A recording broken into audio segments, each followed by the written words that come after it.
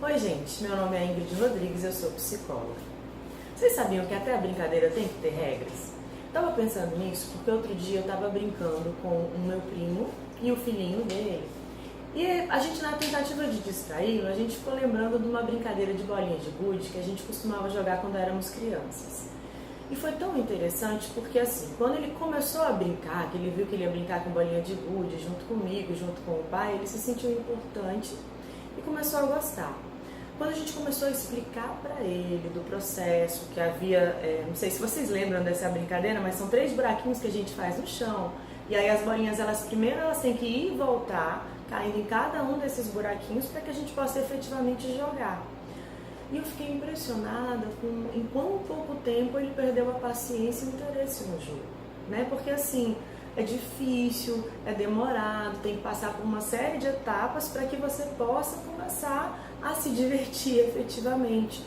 E o curioso é que antigamente as crianças não tinham dificuldade com isso, muito pelo contrário. Se vocês pararem para pensar um pouquinho, existia um nível de complexidade nas brincadeiras das crianças de antigamente que a gente não vê hoje em dia. E uma das coisas que me chama a atenção é o fato de que a maioria das brincadeiras das crianças ela é intermediada por um recreador. Existe um recreador que ensina, que dita a regra, que controla para que as crianças não burlem. E aí elas perdem a habilidade de resolver os conflitos delas sozinhas.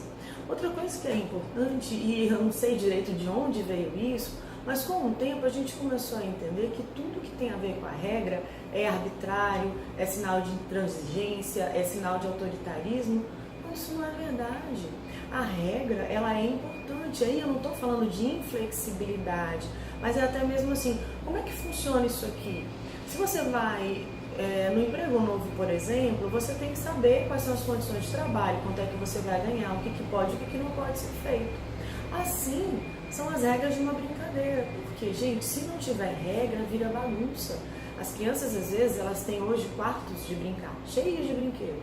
Elas tiram tudo do lugar, fica tudo bagunçado, alguém vem para arrumar para elas depois e elas não têm a sensação de que brincaram. Outro dia na escola da minha filha, eles estavam pensando em fazer uma espécie de recreio assistido, porque eles descobriram que as crianças elas ficavam correndo de um lado para o outro, se cansavam e efetivamente não brincavam.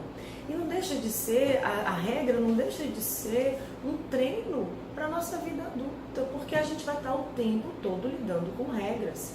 E é óbvio, gente, que quanto mais claras forem as regras, mais chances a gente tem de jogar bem e até mesmo de renegociar. Então, por exemplo, se eu vou brincar com uma criança e às vezes você tem o mesmo jogo que tem entendimentos diferentes, primeira coisa que eu preciso perguntar para essa criança, quais são as regras? Como é que você joga? E aí a gente estipula um contrato e aí a gente vai jogar. O que a gente percebe muito? No meio do jogo, quando a criança começa a perder ou tem alguma dificuldade, não, mas era assim, não foi isso que a gente combinou. A gente vai jogar desse jeito, a gente pode até jogar de uma outra forma depois, mas a regra precisa ser cumprida, porque lidar com a regra é uma forma importante de estabelecer patamares saudáveis de crescimento e de fazer com que a nossa ansiedade ela tenha uma canalização mais adequada. O que a gente vê muito hoje em dia, por exemplo? A gente vê que os pais eles só levam as crianças para um restaurante se houver parquinho, se puder levar iPad ou puder levar o telefone, porque a criança não se comporta, a criança não sabe se comportar, a criança não sabe interagir. Está errado. A gente, na verdade, é que erra. Por quê? Porque quando a criança tem menos de 1 ano, a gente já está empurrando um monte de eletrônicos para ela. É óbvio, gente, se você acostumar uma criança a tomar milkshake desde cedo, ela não vai querer tomar suco de maçã. Então, se você dá uma coisa para ela que é colorida, que é interessante, que ela liga e desliga a hora que ela quer, por que ela vai brincar, sei lá, com um palitinho de picolé? Por que ela vai inventar que esse palitinho de picolé tem poderes extraordinários se ela tirar um tablet para fazer isso?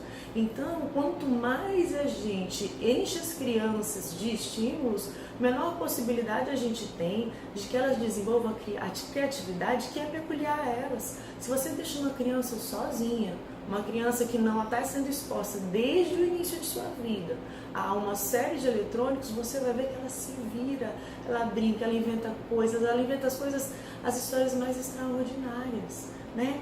Então, assim, ensinar as nossas crianças a trabalhar com regras, a respeitar os limites, trabalhar com jogos é fundamental para o desenvolvimento dessas crianças, porque assim, quanto mais fácil, né, for a vida dessas crianças, quanto mais a gente facilitar de um modo demasiado, menor vai ser a capacidade dessas crianças de lidarem com a ansiedade. Então, à medida que elas vão crescendo, elas vão precisando de estímulos cada vez mais fortes, cada vez mais extraordinários, porque elas não aprenderam a lidar com o simples. E o simples, gente, não tem nada a ver com o simplório.